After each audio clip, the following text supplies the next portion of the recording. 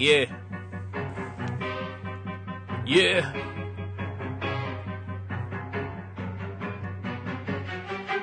Guess who came back with a large fucking fist to eat the Brooklyn blast furnace? I brought your ugly bitch with me. Your shit is sus. Ain't nobody trying to hear you talk. When Jimmy's on the mic, they take your whack shit and turn it off. It's real life, not them stories that you punks say. He made it out alive, and he's relatively unscathed. So subscribe to the podcast and share the post and tell your stupid friends to do the same. You heard it here from Coast.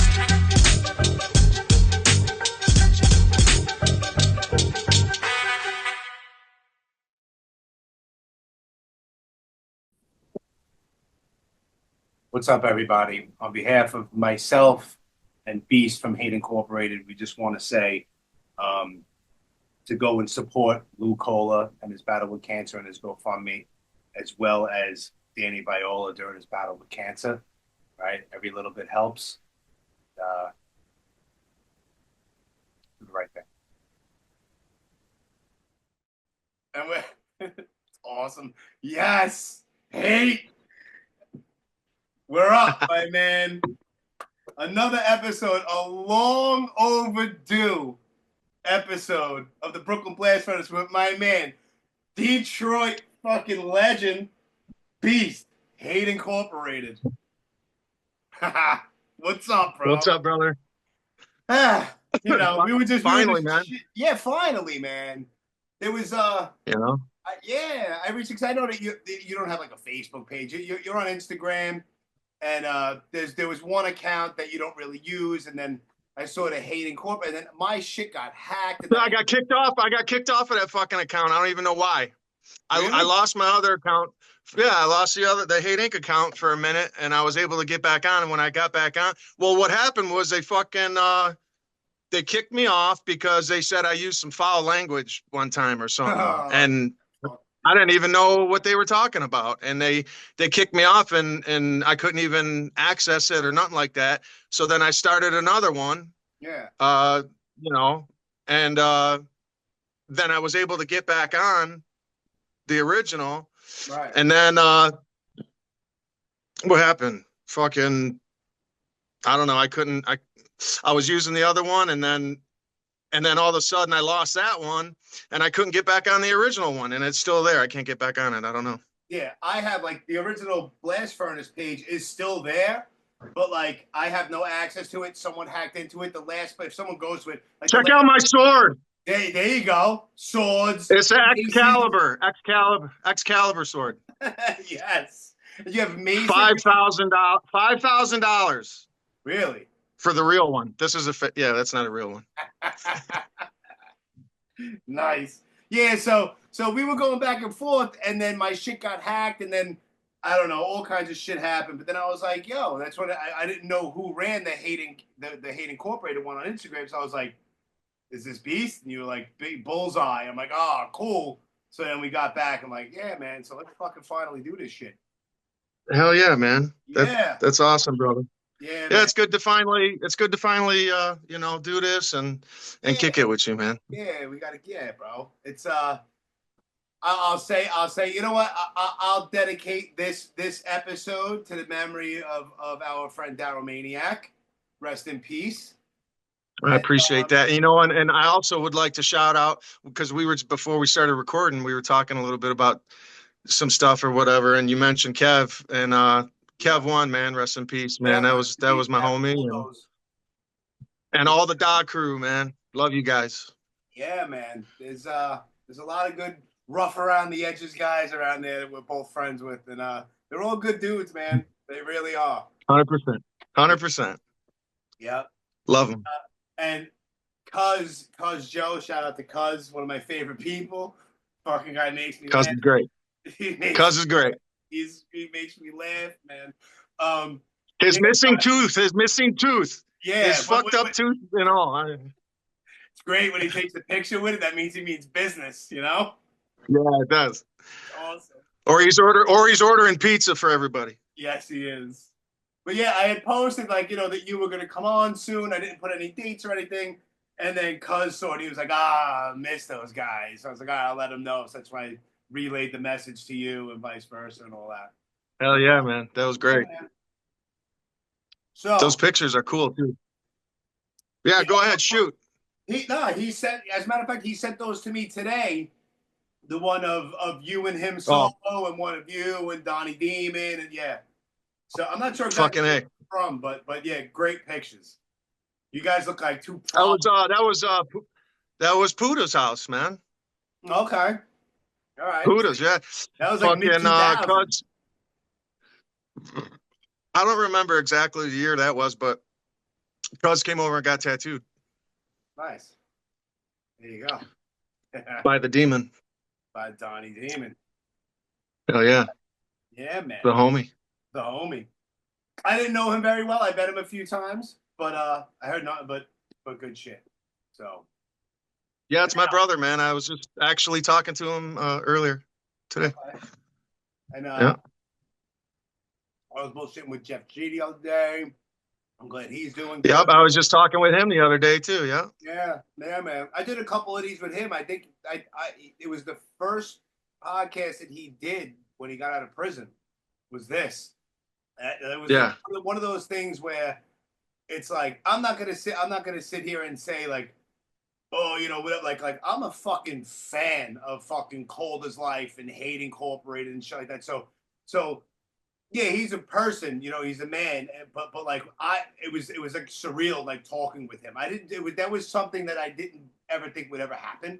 You know what I mean? So when I got the opportunity to actually sit and talk with that dude, I did 2 episodes with him. I did a few with a few of you Detroit guys, you know, Bulldog and Jake and Jeff a couple of times. Now you, so yeah, we're checking it all off. It's a lovely thing. Ratbones. I don't care what anybody says. Ratbones was on like 3 times. Ratbones is a Detroiter. I don't care what anybody says. That's true. You know what? Technically, you're right, but I think of Ratbones as New York City, but 100% he has his roots there. Yeah, he was on like 3 times. He loves talking about himself, that kid. Yo, Dig, he's got a handful of years on me, man. But I remember being a kid when I first started going to shows, man. Back in the late 80s or whatever. I had a big old mohawk, just like everybody else, you know, whatever. And going to gigs and seeing Rat running around, dude, with his leather. He had giant fucking nails sticking out of his leather jacket. So I was like, damn, this is serious business. You know what I'm saying? Yeah, it was cool. Rat was out of his mind. Rat was out of his mind in Detroit, man. Shout out to the Ratbones. 100%. That's my boy. He sends me crazy shit, and every time I see him at a show, he's like, the last 20 years, I'll see him at a show, and he'll be like, I'm not dancing. I'm retired. I'm retired. Bro, 3 notes into the first band, his sneaker is in my face. It's like, you're never going to retire, bro. You're not retiring. You're not fucking bullshitting nobody. It's like, nah, man, I'm too old for this stuff. I retired. No, never. That's great. Yeah. All the Did time. he ever tell you the story of getting into it with Henry Rollins? No, I don't think so. Yeah, shit's funnier than hell, man. It was on the radio and everything. They were broadcasting Henry Rollins concert here at a club called St. Andrews Hall in Detroit, live or whatever, on the radio. And he got into it like Henry Rollins was talking shit about Rat. It was like, oh, big man jumping off the balcony and whatever else. I don't know. Shit. This shit was funny. Yo, he's like legendary for jumping off of balconies and shit, man. Oh yeah, man. That one T-shirt he does or whatever is from St. Andrews Hall here in Detroit. Yeah. Yeah, fucking crazy. It's a maniac. Mm-hmm. But he's older now. Maybe he calmed down a little bit, but he's still a little bit of a psycho. Yo, proud of him, man. Proud of you, Rat. I mean, shit. You know, family man. He's got a beautiful son. He's doing great. He is. His son's adorable. It looks just God like bless him. His son's is a little version of him. I know, it's crazy. Yeah, man. Yeah, man. So now, Ratbones way back in the day. Let's go back, bro, because there's some stuff that I genuinely don't know that I would like to know, because you don't do a lot of these. You know what I mean? Roy doesn't do a lot. Like there's, you guys are almost, you're hard to come by, like doing these things. So there's not like a lot of like in-depth information either. Nothing too crazy. But yeah, see, it's like that. Like the person that breaks into your house and like that's not a good move, you know. You know what's funny is these maces right here. This is what Hatebreed uses a lot of times as their logo, right? Yep. I got a funny story. I got a funny story about Josta, man. When I was living in the city, I live in a suburb of Detroit now, but I lived in the city for a while. And when I lived there at this one place, I used to have I showed you the sword and I got other shit, but I used to have a bunch, like a lot of weapons, like double bladed axes and stuff like that. And I hung them all over the walls and all that, you know what I mean? Yeah. And after a Hatebreed gig or whatever, Josta came back to the crib and whatever, and we're hanging out.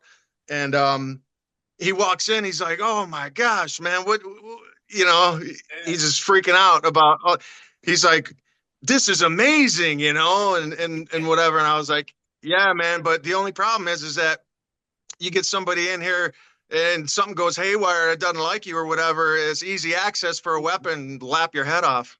Easily. So, yeah. It's not always the best idea to hang weapons all over your house, I guess. Yeah, you just got to be on your, everyone just needs to be on their best behavior. That's all. But Josta was like, "Yo, man, can I move in? This place is badass. So it's like a dungeon." Yeah, like a medieval dungeon. Sick. Yeah, it was funny. So now, before Hate Incorporated, were you in any bands before Hate Incorporated? I mean, even if it was just like a little garage demo band, whatever, anything like that? Well, the original bass player, Psycho Mike Richards, I recruited him. See, originally it was supposed to be Darrel playing bass, but I recruited him, and he had a drummer or whatever, and we started something up, and we came up with a couple of jams.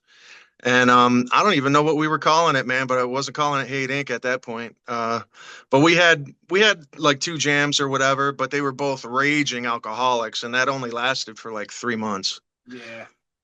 And then I was trying to recruit Darrel back, I'm like, "Come on, man," because he was tattooing and whatever else, and then he went to the joint and stuff like that. So that's when I hit up, Cold as Light. Actually, Jeff called me and said, "Let's do the Hate Inc."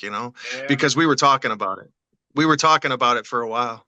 We started talking about it in '94, and we started kind of, I started like that song Spiked on the demo. Yeah, sure. That's the first jam I ever wrote. As a matter of fact, shit. I wrote it on this guitar right here. Oh, no shit.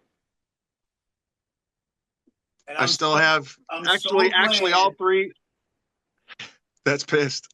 I know. I'm so happy about that. Happy that this is finally out on vinyl. Oh, thank you, bro.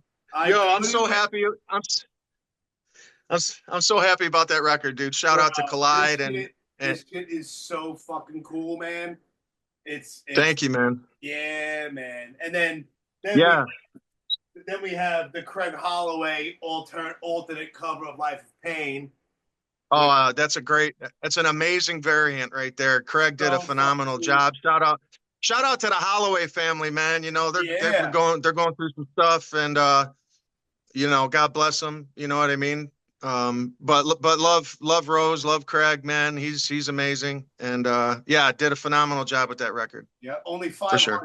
This is 162 out of 500. But yeah, man, love that. Craig actually made you got to get him on, man. You got to get him on next. I asked him. He's like, I don't know. He's like camera shy or something. This guy, I don't know. He actually he did a logo for me, a Brooklyn Blast Furnace logo. It's like pinned on my Instagram. Yeah, that's Craig. Yeah. You can tell. I've seen that. Yeah, he did that a while. Yeah, good dude. Keep bothering him. Keep bothering him, man. Keep bothering him. The squeaky wheel gets the grease, bro. Yeah, Holloway, you got to do it, man. You got. Yeah. Then you'll have the Detroiters. Yeah, we could talk about horror movie shit, because I know he's all into horror movie shit. We can get on that stuff, bro. Yeah, big time. He's big into that. Oh yeah, big time. So Spiked is the first jam that you wrote on that guitar that you just showed me. That's the first song I ever wrote. Spiked. Sick. And it's like a classic. Whenever you guys play, it's always in the set list, no? Pretty much. I mean, you know, towards the last handful of gigs we did, we didn't really do that jam too much at that point. But yeah, I mean, we always played it. Yeah. Fucking, I'm going to make a bold statement. I'm going to say that Fraternal Order of Felons Come on. is probably, and if you catch me, like maybe tomorrow, I'll say Born to Land Hard. But today, right now, I'm going to say that Fraternal Order of Felons is probably the hardest record ever made. It's so filthy. It's such a real, bro. I'm not Jimmy, without saying it to you. I've said this. Jimmy, I'm hanging up. I'm hanging up now. All right. I'm telling you, bro. It's fucking. It's just so grimy and dirty and filth. It's definitely one of my. Thank you. No, you're welcome. I appreciate it. It's fucking. Thank you, man. Stupid. It is. Now, well, dude, you know what's crazy about you saying that, man, and I really appreciate it, man, is that talking about the first song I ever wrote, Spiked or whatever, I remember when I showed it to Jeff and Roy so we could actually write it and, you know, play it.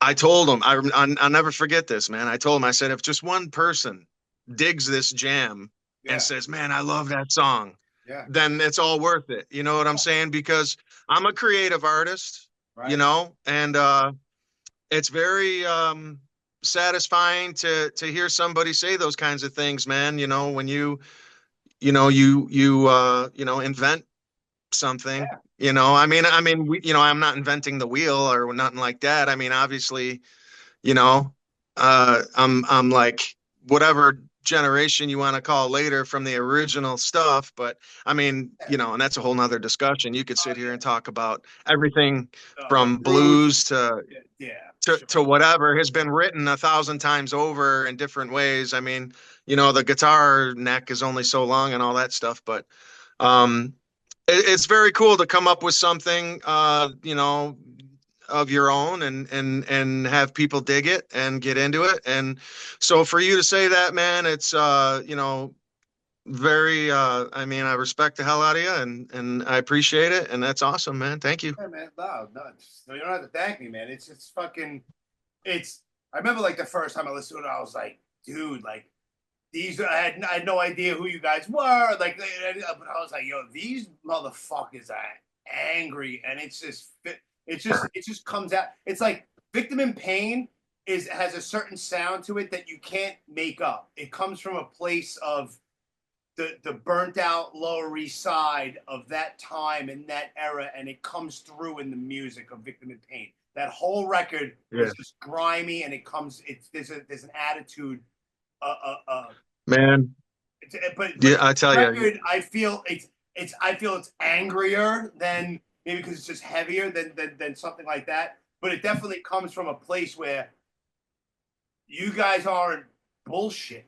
It's real, and that's what resonates. I think because people who are into this whole insane hardcore scene that we're into and all that, we can sniff out anybody. You know what I mean? It's like, these guys aren't believing what they're fucking. They're following a trend. They sound like this other bit. Like, but when it's real, you know it, and it comes off that way. So that's how this album sounded when I first listened to it. Appreciate it, man. I mean, that's any band, you know, just 100%. Like you said, AF. I mean, any band. There's so many. I like the Bad Brains. You know, Carnivore's first record. I mean, there's so many bands. Yeah. COC's first record. Yeah. You know, Infest, man. I mean, dude, there's so many. Yeah. You know, bands. I mean, it's all the same. It comes from a place of passion, creative artistry, the environment you're in, everything that you've been through, you know what I'm saying? Coming up and things that you deal with, people you deal with, situations you're in, you know, all that, it all plays a part, man. So, you know, I think it's any band except, you know, when over time, You know what I'm saying? Obviously, you're a creative artist. Things change. You Yeah. go for a different sound. A lot of fans, they don't like different sound. They want the first record all the time. Yeah. That kind of stuff like that, man. But when you're a creative artist, man, you got to keep creating. And you know, and there's change, and Yeah. some don't, but most do, and some people don't like that. And then the environment, everything changes too. Like the Lower East Side is not like it used to be. You know what I'm Oh, saying? it's like Disney World down there. New York, and same thing with Detroit, man. Detroit is not like it used to be, man. I mean, it's still Detroit, but Sure. it's not like it used to be at all. So, Right. I mean, that's anywhere, and I mean, shoot, man, this stuff was going back decades, right? Mhm. 80s, Yeah. 90s. You know what I'm saying? So, everything changes, Of but course. And the original shit's always the best. you know what? You know what? Also, it didn't need too much pushing. What also helped it along was the intros with all the snippets from fucking Helter Skelter, the Manson shit. Like I'm just Oh, the like, demo, yeah. yeah, well, yeah. Well, even on the record, there's there's intros. There's Helter Skelter shit on there. I'm just like, yeah, like because that was the movie when I was a little kid that got me into like all the fucking cult leader serial killer shit. So I'm like, yo, this Yeah. bitch is putting fucking Charlie on there. Like that's just another thing. You know what I mean? With all the Manson imagery, Yeah, fucking love that yeah, shit. yeah, that movie's pretty cool, man. I mean, that for the time, I think it came out in '75, that Yeah. movie. Steve Railsback is the I dude met, that played I met him. Manson. I met him. Did you really? I met him at a horror convention like 8 years ago. And bro, it's like I don't Wow. get. Yeah, man. I'll send you that picture too. I remember I'm wearing a Ringworm T-shirt, the band Ringworm, and Ringworm, the yeah, furnace, yeah, the Human Furnace. the human furnace. Yeah, man. Love you, brother. Yeah, it was it was called the Chiller Convention in Parsippany, New Jersey, about 8 years ago. I saw that he was there, and I'm like, I'm going. And I don't get starstruck or anything like that. It's like I can give two shits. But yo, when meeting that guy, I'm like, yo, this is the closest I'm gonna get to meeting Charlie. You know what I mean? But it was crazy in my head. In my head, I was bugging out in my head. But yeah, I met him about Yeah. 8 years ago. Little small little guy, super nice. Yeah. Yeah, man. Yeah, Dig, man. He did a phenomenal job in that movie portraying Uncle Chuck, Yeah, for sure. Uncle Chucky. He played, But really, that whole shit with the intros and all that stuff I did with the demo and the little bit that I used for Life of Pain and whatever. yeah. Really, that's all Darrel, man. Because he come up with the name Hate Inc. Okay. Skateboarding and tattooing, whatever, because people were spray painting skate, SK8, Yeah. stuff like that. And so he started doing H8, Hate Ink for his tattooing ink. Yeah, man. So he started spraying that, and back in 88, 89 or whatever, and he would do a Charlie head, a Charlie head with a face, Charles Manson, and then in the forehead he would put Hate Ink, Yeah. and that's how it all started, man. And he had that same I think that's the Life magazine picture of Uncle Chuck, Yes. the headshot of him. Yeah. But he had that same one tattooed on his shoulder there, and he was all about it. You know what I mean? So that's where that came from. Plus, he looked like Charles Manson. He kind of did a little bit.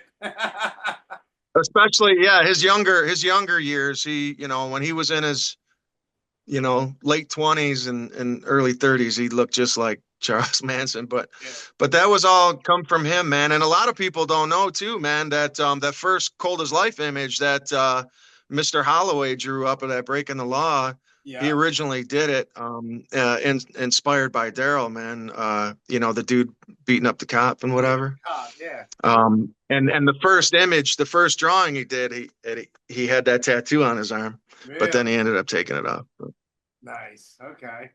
Yeah, man. I got all of that Charlie stuff young, and I'm still like a couple of months ago. I was running around Spawn Ranch in LA with my daughter. I'm like, yo, I want to go to Spawn Ranch, and I went over there. I'm just running around. I mean, there's nothing there anymore, but I was able to fucking walk around like, yo, this is where fucking the whole fucking Charlie shit. Dig that first Cold as Life demo, Breaking the Law demo or whatever. That cover is that image of the dude beating up the cop with he's got the Charlie tattoo on his arm. Yeah. That's the very first one. That's the very first one they put out. Some people out there got it. I know Oz in Toronto's probably got that for sure. Yeah. I had one, but I don't know. I think I gave all my demos to Roy. Oh, really? He didn't have any.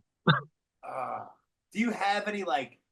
Well, was Fraternal ever printed on vinyl before? That's the first, or that's the Life of Pain one that Holloway did. No, Fraternal Order of Felons. Never. That's it. You're holding it, man. It's the first press. I thought maybe like back in the day there was a couple. Dig. I don't know if I got cut off earlier, but shout out to G Will and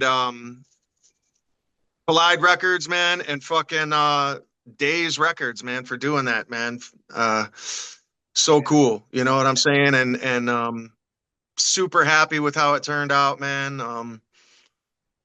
Very, very cool to finally get that out, man. I've been wanting it done for a while, and I'm glad that those dudes did it, and hopefully they'll do the Clockwork Misery too. That would be fun. We'll see what happens. How about a Life of Pain with the original cover with you on the cover? That would be fucking sick too. Days Records. Say what? If it was a Life of Pain vinyl, but with the original cover with you on the cover. That's Darrel, bro. That's my cousin. Yeah. That's Darrel. Why for all these years, bro? I thought that was you for some reason. Well, we kind of look alike, I guess. Yeah, I don't know. Boy, you don't see your face; it's a bald head, and you just see your back. Okay. Right. Yeah, but what about about that kind of a press? Would you repress that? Yeah, that'd be. Yeah, a few people actually had said that before, but I don't know, man. I mean, I loved writing those songs. I think those songs are great. I think they're good jams. I think the lyrics are good and all that shit, but I can't stand how my vocals turned out on that record, man. I didn't have any practice or nothing. Yeah, man. I just went into the studio, no practice, and just belted it out, and it didn't turn out the way I wanted it to, man. But but as a singers, they always do that. You know what I mean? Yeah. I don't like how that sounds. Yeah. Whatever.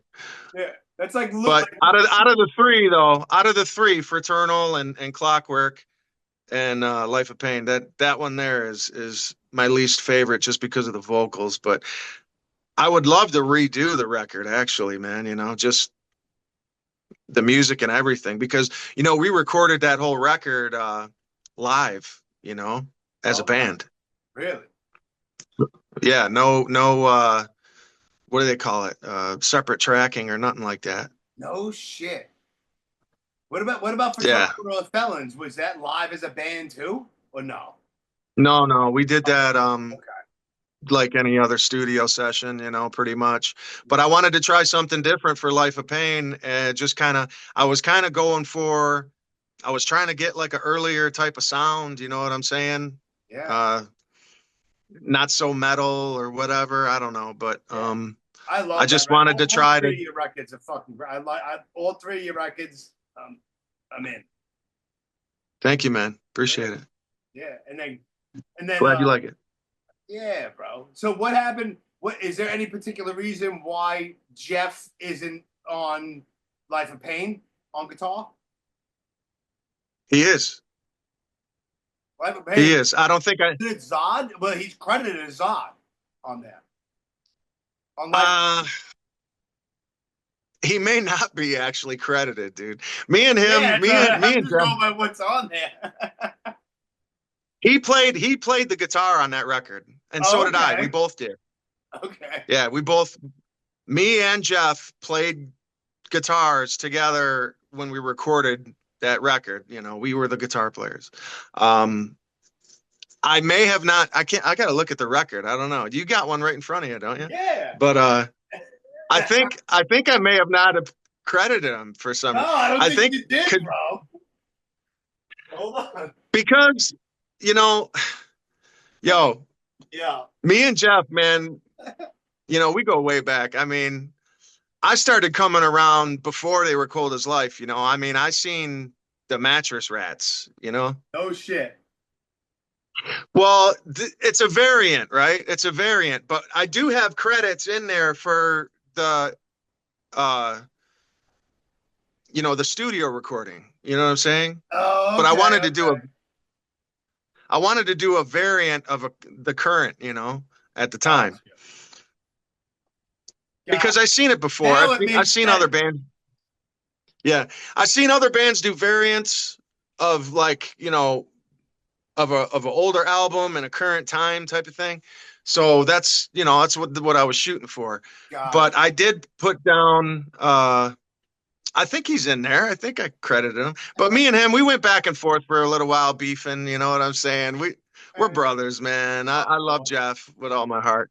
But there was times, we would beef and not talk and stupid shit, because we're brothers, you know what I mean? But of course. like he got pissed at me like a motherfucker. I don't even really remember about what or whatever, but which is why that I never got the phone call for the fucking Borderland hard photo session.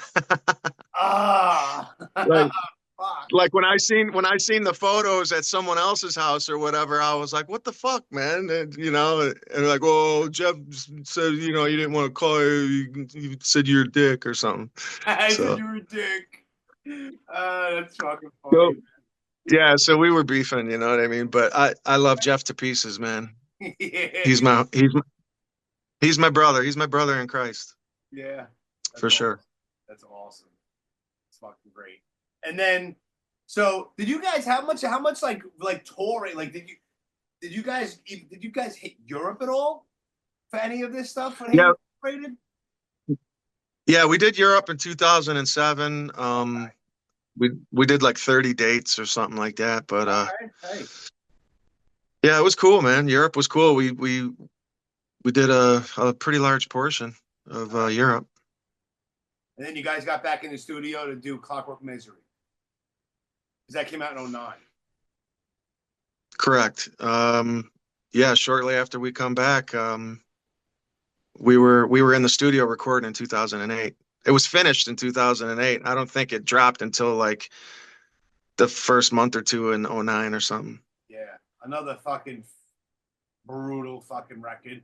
Also, probably the best production-wise on that album. But it doesn't. Yeah, it doesn't take away from like the filthiness and the heaviness of it at all, though. Right on. Yeah, we definitely were going, for like a cleaner, sound to produce a little more produced or whatever sound. You know what I mean? Sure. I don't know. Just trying something a little different. Yeah. But it came out good. Yeah, it's fucking incredible. But I'm not even gonna say it's like overly produced. It's still filthy and raw. It sounds like Hate Incorporated. It's just, I guess, times or I don't know, whatever the fuck. But well, I mean, another thing too is we had better engineers and sound. The studio was better and all that stuff. You know what I mean? So, because when we did Fraternal, I mean, it was literally in a garage type of setting, like a loft. And it was just like, it was, Earth Mover and, yeah, Detroit. Yeah, of course. Walls of Jericho. Yeah, of course. I had Candace on here. Yeah, did you? Yeah, shout out to Candace. Yeah. But what's his name? Mike Hasty. Yep. Mike Hasty. He played, Walls Jericho and Earth Mover for a bit and some other bands. But he was doing the studio in this loft, man, and just outside of Detroit, basically Redford, basically Detroit. Yeah. I think on 5 Points, name of the street. But it's like a Big Lots building filled with lofts that bands would rent out and practice. And you know, guys would set up studios in there and record and stuff like that. And he was one of them, man. You know, Mike Hasty set up a studio in there called a Cloud City Studio or whatever, I think. And he recorded us, man. And I think I literally gave him like my half stack to record that record. Really? Because I had like two of them. I had two half stacks. I was like, here, you can take this cabinet and this head for the recording. No shit. That's awesome. So that demo, all that Manson demo stuff, man, is the first shit. Yeah. I paid a half stack to record that. Awesome. It's not so bad. You know, and it was kind of a shitty stack too, man. It was like, Was it? I think what was it called? A Craig head, and Whatever. I don't know. It wasn't expensive. I don't know, man. I think I bought it used for like $100. There you go. Fuck it. I'll trade this. I don't remember. That's awesome. I don't remember.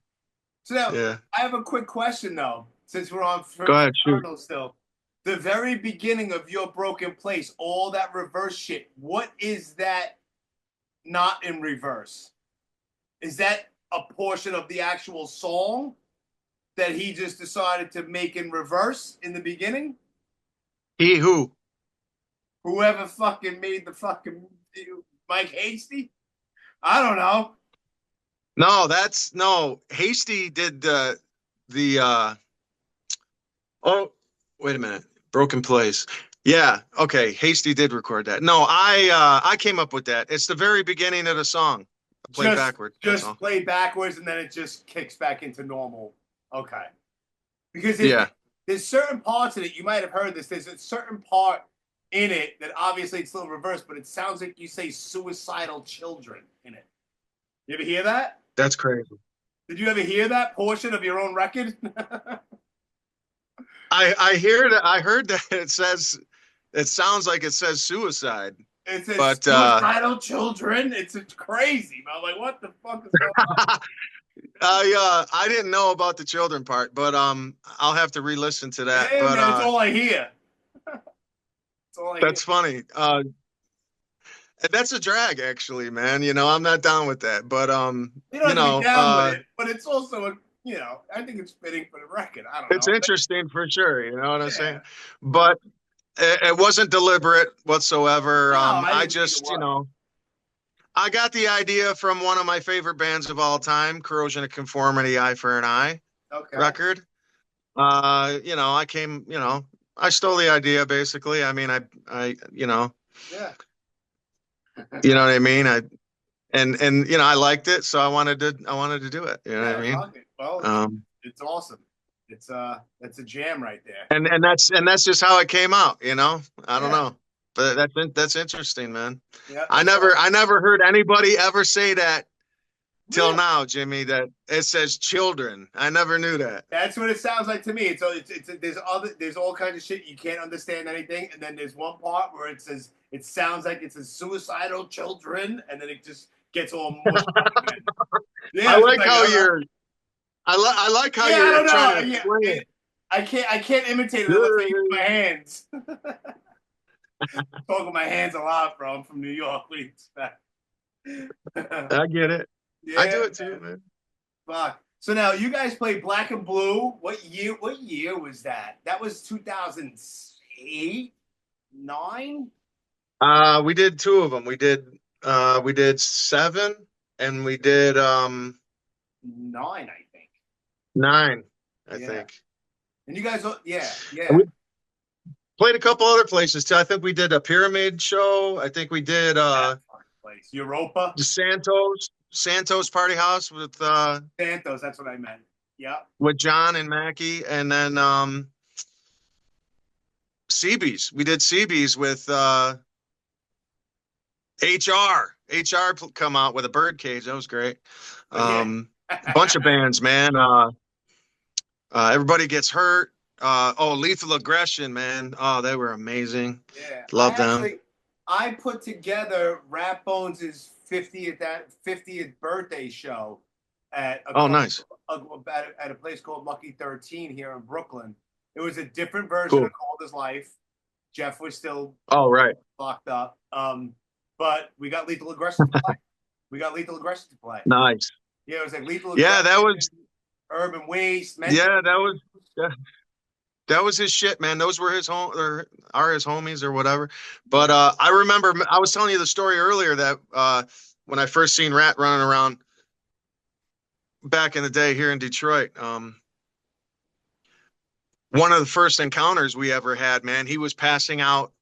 I don't know if you remember this, Bones, but probably not. But he was passing out stickers, stickers for lethal aggression. They were lethal aggression stickers. Oh no shit. And I stuck one somewhere in my room, man, and I had it there for a long time. I remember that. The skull, with Yeah. the sickles or whatever the fuck they were. Yeah, I know exactly what you're talking about. Actually, I think Ratbones got. I did like probably about 24 shows I booked at Lucky 13. And maybe like the fourth or the fifth one, Ratbones actually got Lethal Aggression to play. It was like their first show in like 13 years or some shit like that. And Ratbones got them to play my show. Yeah. Yeah, man. They're great, man. I forgot all about it until you just brought that up. Lethal Aggression. You're a spooge, you're a spooge, you're a fucking spooge. Yeah, bro. Good shit, man. Another band that I think is a little bit too slept on. I think they don't get enough credit as they should. You know? For They sure. need a little bit more credit. But yeah, they were some good hardcore. Yeah, man. Fucking so much. I miss, like you just mentioned, everybody gets hurt. I just saw them last weekend. I just saw them last Saturday. Great guys. Rest in peace, little Greg. But like Chris B and Vato Rob, like Rob's like one of my favorite people ever. What a good dude. Like I know those guys for like a long time, man. And then once EGH like broke up for a little while, then Rob started another band called Red Eye Devil. I was in the studio with them the entire time. They were just creating shit and figuring stuff out until their record came out.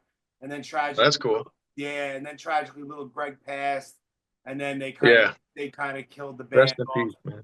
Yeah, man. And then EGH, they got EGH back, and he was like, maybe we'll just do a couple of shows here and there, and they kind of like bounce out. You know what I mean? But it seems like they're gonna be around for a while because like they're about to go to Japan again. Like they're like on some shit. Yeah, man. I like to see. I don't personally know them too well myself, but they're tight with my guitarist, man, the Dufour brothers. And they hooked up that whole CBGB gig we did in 2006 over there, man. Yeah, man. So very thankful, man. EGH, shout out to you guys, good man. Dudes.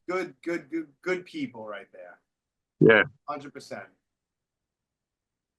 Like clubs like CB's. You know what's crazy? It's like there's not that many clubs anymore. Like you mentioned the Pyramid Club. I miss that little tiny little fucking hole in the wall. CB's, I mean, goes without fucking saying. Santos is long gone. All that shit. The Continental is it gone? Yeah, the Continental is gone. CB's obviously is gone. It's like we have the Bowery Electric, which is like right down the block from CB's, which was cool. Jesse Malin's place. There's shows that happen there. And other than that, it's kind of like, there's a place called the Brooklyn Monarch where Cuz has been having, which is a great venue. It's fucking great. It's in Brooklyn. Yeah. It's fucking awesome. That's where last year's Black and Blue Bowl was. So there's some clubs. It's not as many, but for a little while there, it was a little slim pickings. But now I think hopefully maybe it's coming back a little bit. But the Monarch is like the spot. That's right on. Yeah, it's big enough to have like something big like the Black and Blue Bowl, like AF played like 40-year anniversary of Victim of Pain. This place is packed. So you need to fucking nice. What's up with Hate Incorporated, bro? I think I'm gonna put it in the fucking suggestion box that you guys need to play some gigs. We were just supposed to jam actually like a week ago, man. But we had to drop out like 3 weeks out to the gig. We had to drop off the gig because how, like I was saying earlier, got Holloway's family was dealing with something over there. So, you know, and he, you know, they live in Texas, you know, so he needed to stay home with his family, take care of family business and whatever. And, you know, G was working like 16-hour days. And then Jesse was, the drummer, was, working a ton too, man. And, you know, couldn't like get time off and whatever else to practice and all this stuff. It was just bad timing for us, man. Yeah. We, you know, we just kind of jumped the gun and was like, let's play this, let's book a show, you know, and, you know, and it's like, well, even though we booked it like 2 months out or whatever, I was like, man, I don't know. It's kind of short notice or whatever. And G was like, we can do it. And he was all fired up and got everybody fired up. And, we were going to try to tackle it, man, but it didn't pan out. We had to drop it.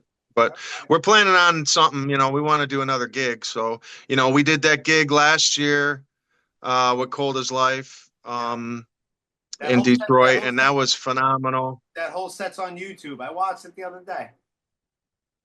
Yeah, that was phenomenal, man. Yo, shout out to the Edgeman people, man, Jimmy and Curtis and the whole Edgeman crew.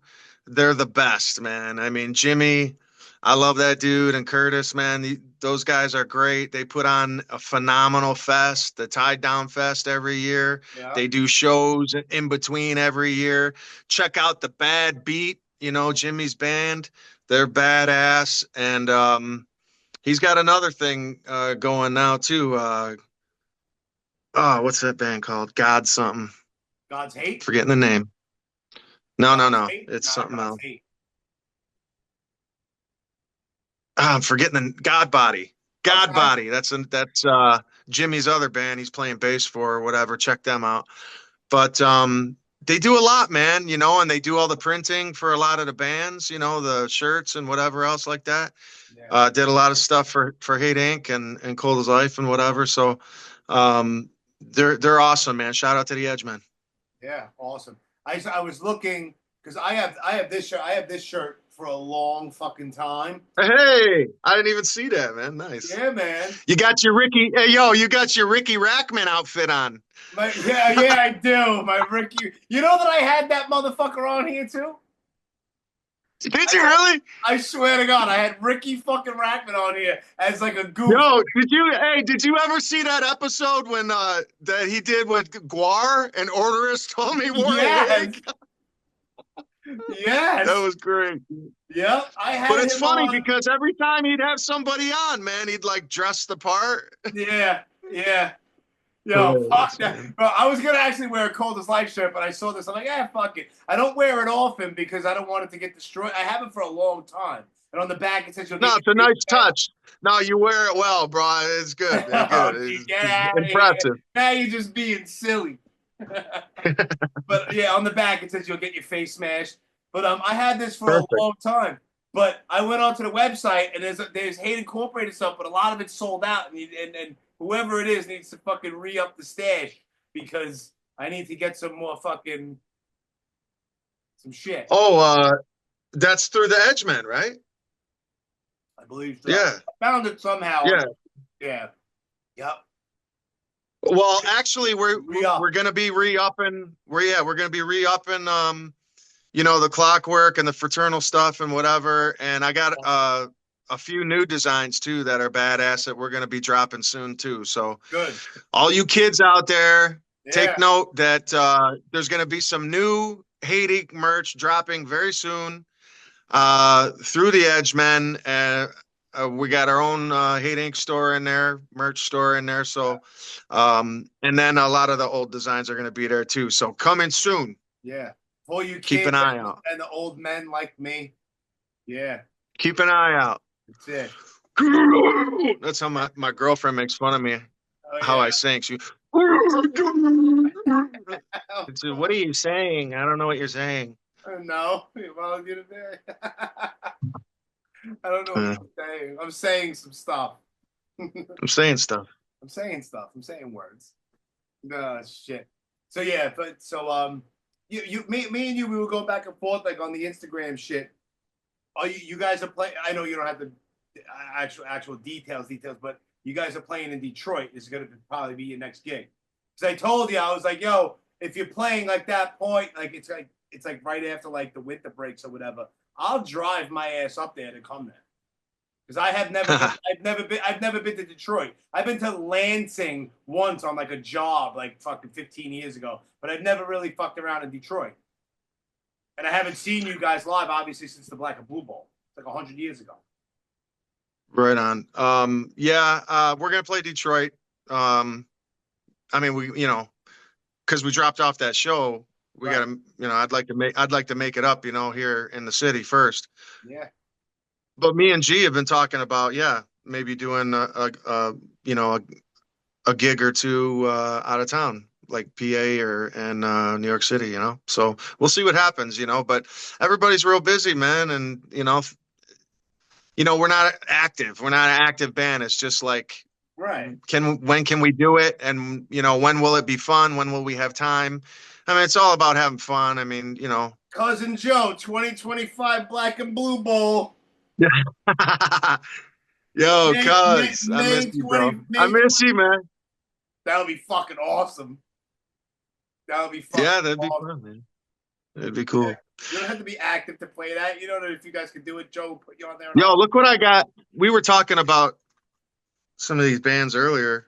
Look what I got sitting right here in front of my face. I didn't even realize it. No shit. Retaliation. Great. So fucking good. One of the best, right? One of the best thrash albums ever, right? Ever. From beginning to end, that fucking album is ridiculous. Yo, I bought this tape when it came out, man, and it still works. That's 1987. It's got a big, it's got a big crack. Yeah. But it still works, man. 1987. The last time I played it, anyway. Yeah. So don't jinx it. Don't fucking put it on because the shit's gonna eat it. It's gonna. Yeah, probably. Yeah. Just listen to it somewhere else. Keep that tape in good order. Right. Yeah. I guess that's the big thing now. Everybody likes tapes. Yeah, I don't know. I guess it's coming back a little bit. I'm just happy that the fucking hipsters and all that shit. I'm glad that they were the ones that started to bring back fucking records, vinyl. Because vinyl. I like the records, man. Bro. I love records, bro. It brings me back when I was a little kid, man. My father had a huge record collection, all old stuff like Sabbath and Zeppelin and Queen and Bob Seger, another Detroit guy, Bob Seger, one of my fucking favorites. But all of that shit, he had a huge record collection. I remember as a little kid looking through it, and then like I would start buying records and just opening up and reading the lyric sheet and the artwork and shit like that. It's just a completely different feel than what kids know now is, downloaded on your iPhone. I think that's why a lot of people don't have passion. I mean, we do, but like I can't speak for all of them, but a lot of like this younger generation, they don't have like that. That's why there's so many like one-hit wonders and flash in the pan people, because there's no like. Yeah. I see shit. I used to save my allowance and blow my allowance on the fucking Master of Puppets from Metallica. Like I would, there was a drive to find new music, and you get into it, and then you go. Yeah, it's just like I don't know. I seeked it out like crazy. I don't think these kids really seeked it out as much as we did. Yeah, I don't know. I mean, because you never know, man. I mean, you got the new generation coming up. There's a lot of new bands out there, man. Oh, 100%. It's just easy. A lot of good shit. Oh no, absolutely. It's more accessible to them. We have these things, right? And it's a wrap. Okay. Right. Me, I'm taking buses to the record store and this and that. I'm fucking out there trying to find shit. Yeah, I guess you're right, man. A lot of these kids, they're ordering online, and it's just it's different, Record stores aren't around like they used to be, and that's why like you said, man. It was the thrill of the chase, man. It was fun going to the record store and flipping through everything and looking for something and finding something really obscure and underground and like crazy. Yeah, you know what I mean? Like I'll never forget the first time. One of the things, like you were saying about opening up a record and reading the lyrics and all that stuff. Yeah. One memory that I have of doing that when I first started getting into punk and stuff like that was "We're the Meatmen and You Suck." Great. When I opened up that record, dude, and I pulled out that sleeve and was reading all that shit. Great. I was hooked. Yeah. That I was like, this is badass, man. Oh, You know, we are and the then listening to it, you know, like you said, listening to it while you're looking at it and listening to it while you're looking at it and reading it and stuff like that. I mean, solidifies the whole thing. You know, So it yeah, just it puts gets embedded into you, and that's it. Yep. the There is cherry on top, man. there It's is a cool, record man. store. There is a record store that has all that obscure shit still to this day, and they are my sponsor of the podcast. So shout out to Generation Records, located at 210 Thompson Street in the West Village. Follow them on Instagram at Generation Records. And thank you to Marc and Ron and everybody that worked there because they're the best. They have, Shout out to Marc. yeah, but like Dan Lilka was just in there the other day with a book signing, and Roger from AF is going to be there in the beginning of December for his new book. They have a lot of awesome Nice. shit, and a lot of Nice. obscure shit, hardcore stuff, everything.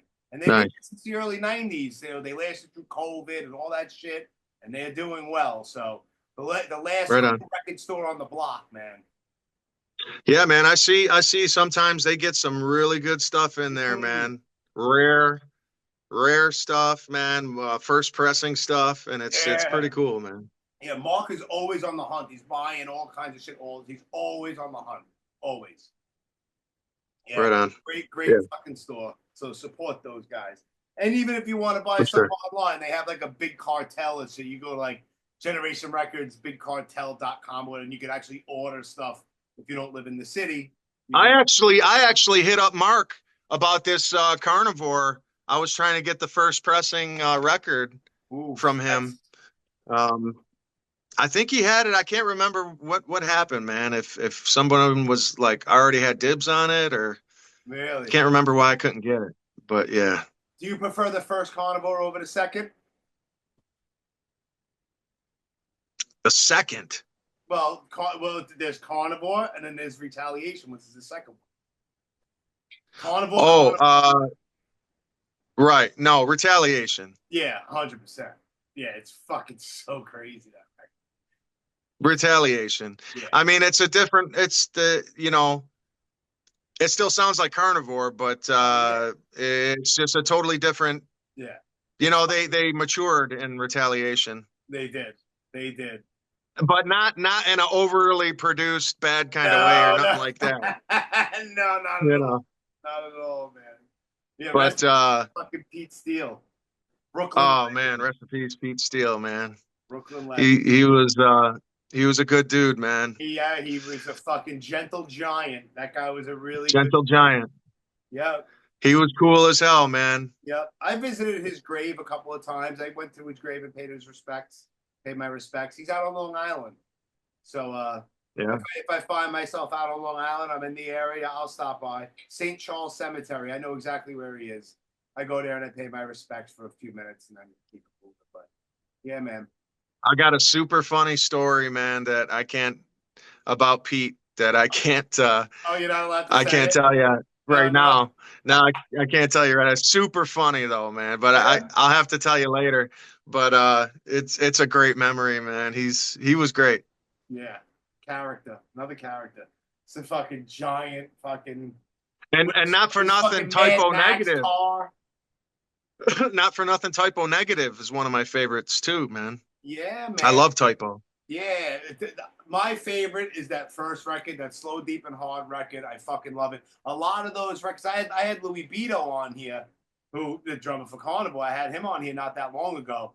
And he was talking about, he's like, a lot of those first Carnivore songs, a lot of those first songs off the Typo Negative record were supposed to be Carnivore songs. But he just, like, did some stuff to them. But, right. Drew Stone, you know who Drew Stone is.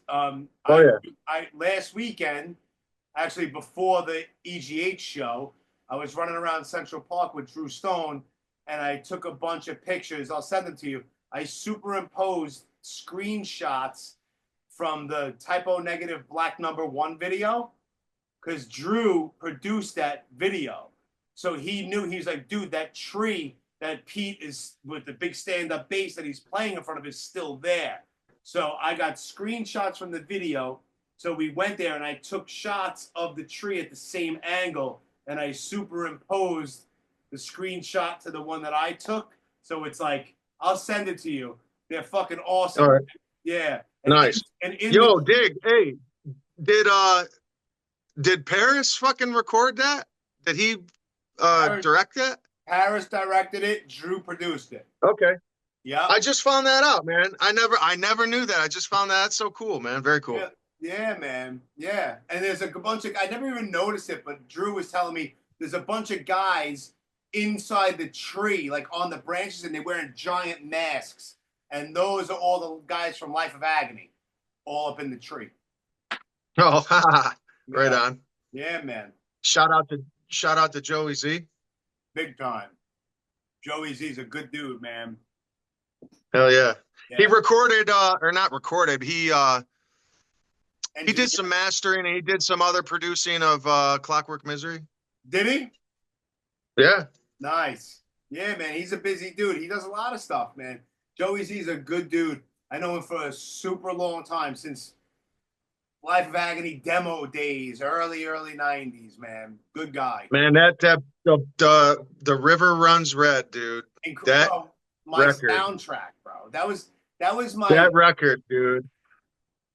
bro. Hey, you want to hear something funny? Why do I keep getting in your face like this? I don't But know. you want to hear something funny? I keep jumping up and getting into It's fine. It's all right. it's like I'm shooting a music video. Yeah. But talking about music videos, so my cousin Darrel, man, he gave me like a year later, he gave me that record, River Runs Red, on the tape. He goes, "Here, man, you want this? I don't like it." I'm like, "Oh yeah, I think I heard of this or something." Like, I think they had a video out, maybe, Yeah, they had two videos on it, out for or that something record. like that. Yeah. Maybe how I heard it, I can't remember, but I thought it was all right. And I was listening to it, I was like, man, this is pretty good shit, you know? Yeah. And then literally, like, I don't know, 3 months later, he tried to get it back from me. He's like, yo, man, I want that tape back. I'm like, come on, man. Yo, that shit is I don't fucking. think so.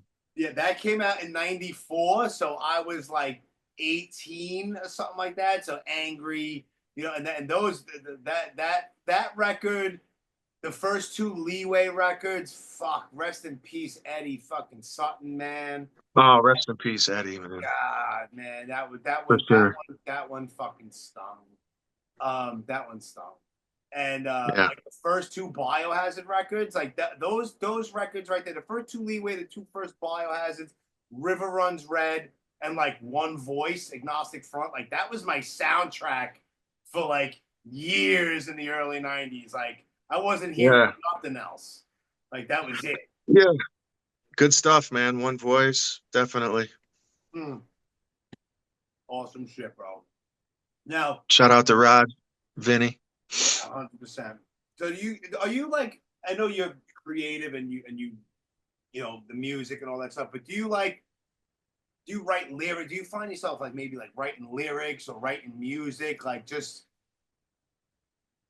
in your spare time, or just like you just come up with an idea and like, yo, that would be a fucking good song, start writing lyrics and shit? Do you find yourself doing that often? I used to constantly be doing that. I used to constantly be on my guitar constantly. I would get ideas and hum the shit for hours if I wasn't near my guitar or whatever until, I would always be writing lyrics and stuff like that. Nowadays, not so much at all. I mean, every once in a while I'll get a riff in my head or something and I'll pick up my guitar and I'll start playing shit.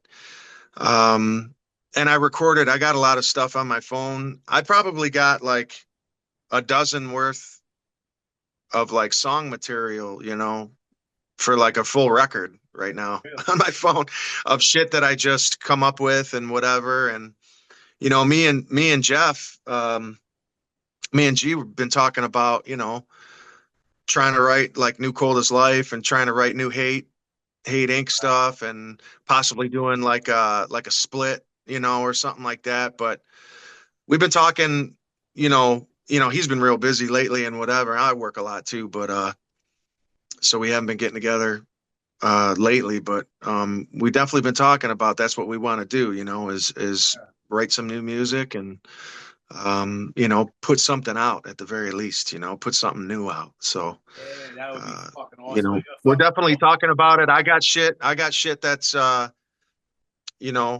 on tap, if you will, to be written.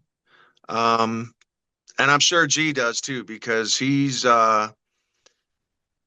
incredible. He's an incredible writer, Jeff, man. As you know, Yeah, as everybody knows, as everybody if you should like know. Cold as Life, I mean, literally, probably 90% of every Cold as Life, song or whatever is Jeff. So, you know what I'm saying? So he's real good, man. And, Yeah. and we work real good together, musically, me and G. So, and it's a lot of fun. So hopefully we get some time, you know what I'm saying? I mean, it sucks getting old. Yeah, You know life what I happens, mean? man. Everybody's We're not 18 no more. I get it. I get it. You know, everybody's in their 50s now, man. It's a trip. isn't that fucking crazy, bro? I just turned 49. I'm like, how? I'm like, how? But you know what? What's a really good thing? Like, I've been through all my shit. I'm sober now, a little over 10 years and shit. But Oh, good for you, brother. Yeah. yeah, man. Yeah, September 5th was 10 years. And Oh, good. yeah, and it's just like I still, thank God, I still feel like I'm like 25. Amen, brother. That's great. I act like I'm fucking 12 sometimes, which is also not a bad thing. But you know what I mean? Yeah. But I'm responsible. I work my ass off. I'm a father. I take care of my kid and my own shit. I have no backup people. It's like I am the backup, so I make sure everything is all good. It's all me, but somehow, some way, I don't know, man. I still feel like I'm in my mid-20s to a certain degree, you know. But it's Right crazy. on. I'm about to fucking turn 50 next year. It's just doesn't even seem real. Weird shit. Yeah, it's a trip, man. It's a trip getting older, man. I remember being younger, thinking that You'll never get old. I was like gonna stay that age forever or something. I don't Yeah, know. me too. Me too. I'm You know, 100%, man. Me too. Just going out, weird. fucking ripping and running, and fucking partying, and getting into fucking fights and this and that and all the bullshit. But I look back at it. I was like, first of all, I'm grateful I'm even still alive because there's a lot of fucking times where Amen. Amen, brother. you know what I Amen mean. to that. Find myself in these. And I think back, I'm like, what the fuck was I thinking? I'm like, how did I put myself in that predicament with those people in that situation? Like, yo, man, and I'll get like goosebumps on my arms, like, yo, I really did that shit. Like, what the fuck? I wasn't thinking, and I thought I was invincible, and I thought I was gonna live forever, and I thought I was gonna be 19 for the rest of my life. That's all it was. But it's just like, yo, man, I'm gonna be fucking 50. That's crazy. And time goes by Yeah. faster as you get older, as you know. It's fucking nuts. What's the All I can say, brother Jimmy, is that God is awesome, man, and Yeah, man.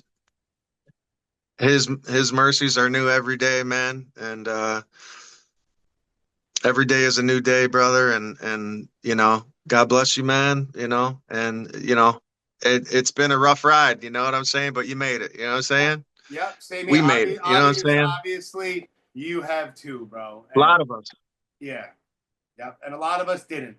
So, Yeah. you and me both. We buried a lot of friends, and Oh man, sad and unfortunate. A lot, way too many, over some dumb shit. way too many, brother. Yeah, Way too many, bro. and a lot of it over some dumb shit that could have been avoided. But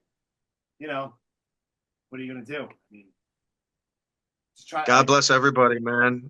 Rest in peace to all the brothers and out there. Yep. It's a trip, man. It's a trip, but we move forward and we count our blessings, man, and stay strong, man. Always forward. You're Always doing forward. great, Jimmy. You as well, my brother. Listen, I won't hold you hostage anymore. We're going a little about an hour and 15 minutes or so. And I know that you crash a little early, as do I. At least I try to, but I'm a night owl. I don't know. I have like a hamster on a wheel in my brain all the time. Right. Yeah. So but yo, man, listen.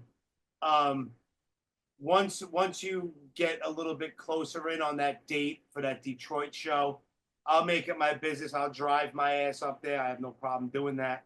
I like road trips. Right on. I'll make a whole fucking weekend out of it. But yeah, man, Cool. keep me in the loop. I'm sure you'll post whatever, if any kind of music updates or any shirts or, like merch or anything like that. So I'll be sure to repost. I have no problem reposting and help promoting whatever. No problem at all. And Cool. yeah, man. So listen, this was I enjoyed this conversation. I'm glad it finally happened. And I say all of that to say, if there's any other time that if you want to bullshit with anything about anything that's happening with the band or anything in general, and you want to come on here again, just let me know. We'll make it happen. You got an open door, bro. You have an open door. And dig it. Yeah, and Cool, man. I'm sure. Appreciate you. I'm sure we'll shoot the shit back and forth, and I'll let you know exactly. It's going to be a couple of days before this drops, before it's live. But once you trust me, you'll know that it's out. I'll let you know. You'll be tagged all over the place. Everybody will know. And right on. Yeah, bro. So I appreciate you, man. I appreciate you. I'm glad we finally got together. You know, I mean, it was a while back. You know, I remember. You know, you had mentioned something or whatever, and I don't know. We lost contact, or so I don't know what happened. But I don't know either. But yeah, man, I'm glad we were. I'm glad that we was able to do it. Me too. 100%. Detroit hate. Appreciate you, bro. Bro, be safe, and we'll talk soon, man. My man. You too, brother. God bless you, man. Likewise. God bless all the kids out there. Yeah, don't do no stupid stuff. Yeah. Yeah. Be good, my man. Yeah. All right, later, bro.